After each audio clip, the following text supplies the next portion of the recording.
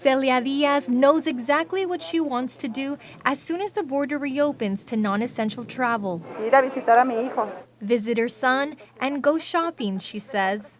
Diaz is a Mexican citizen with a tourist visa. Her son recently became an American citizen, but he hasn't been able to get a passport. So they've been stuck without being able to see each other since July. Diaz says being separated from him has been difficult.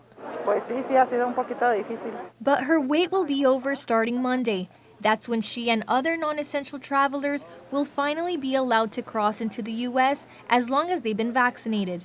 Moises Castillo, the Customs and Border Protection Officer in charge of the San Isidro Port of Entry, explained the new process.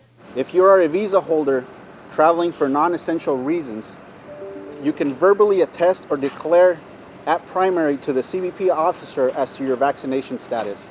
We ask that you do not wait for the officer to ask you the question. You should also have proof of your vaccination status in case the officer asks. Not all travelers will be asked for proof of vaccination. Border Patrol agents will randomly check people for vaccination proof, similar to how they conduct vehicle inspections. Everyone must have their vaccination papers, but not everyone will be asked to show them. And there is no way of knowing who will be asked and who won't. It's random. If the officer deems that he or she needs to ask, they will ask. Getting a vaccination certificate in Tijuana has proven to be easier said than done. Ese certificado. That is Jesus Alejandro Ruiz Uribe. He is Baja California's federal delegate who oversees social programs. It's his job to make sure everyone eligible in the state gets the right paperwork. He showed us the certificate people can use as proof of vaccination. It's a QR code border officials can scan. But the certificates are full of errors. Tenemos un promedio de 3,200, ahorita están. Uribe says they had about 3,200 people waiting in line every day asking for corrections.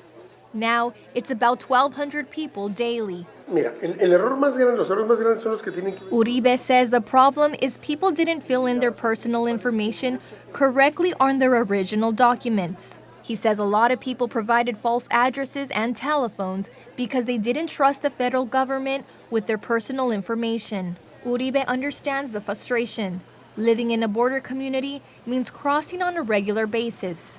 And not being able to cross feels like being cut off from half of your world. El espíritu del Tijuana es transfronterizo, pues. Tijuana has a border spirit, he says. People from Tijuana are the most Americanized Mexicans, and people from California are the most Mexicanized Americans.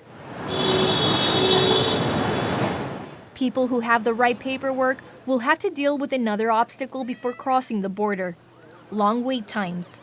Border wait times at San Isidro were notoriously long even before COVID times.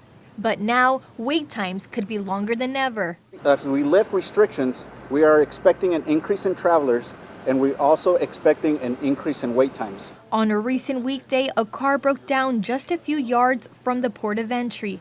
CBP has reassigned more officers to meet the anticipated demand. But there are still no plans to reopen the Ped West pedestrian crossing or open all of San Isidro's vehicle traffic lanes. Evangelina Sanchez says she's already waited 19 months to cross. What's another couple of hours? She jokes and says she plans to set up a camping tent for the long wait. Alexandra Rangel, KPBS News.